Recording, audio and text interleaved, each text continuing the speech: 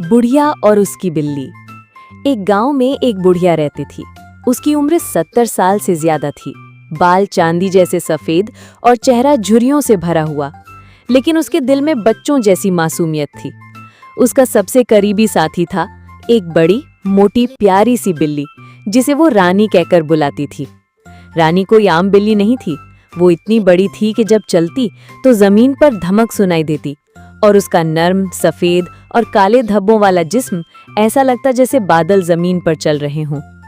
गांव के बच्चे उसे देखकर खुश होते और कभी-कभी डर भी जाते। बुढ़िया हर रोज रानी को दूध गर्म करके पिलाती और उससे बातें करती जैसे वो इंसान हो। रानी, आज बारिश होने वाली है, हमें सहन में कपड़े नहीं डालने चाहिए, है ना? रानी अपनी बड़ी बड़ी आंखों से देखती और म्याऊं करके जवाब देती। एक दिन बुढ़िया बीमार हो गई।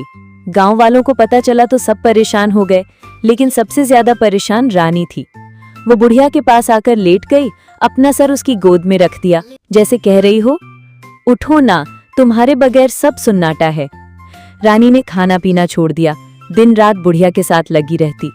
गांव के डॉक्टर ने दवा दी और कुछ दिनों में बुढ़िया ठीक हो गई। बुढ़िया ने रानी को गले से लगाया और कहा, मेरी रानी, तू सिर्फ बिल्ली नहीं, तू तो मेरी जिंदगी है। उस दिन के बाद गांव में ये कहावत मशहूर हो गई कि जिसके पास प्यार करने वाला दिल हो, उसके लिए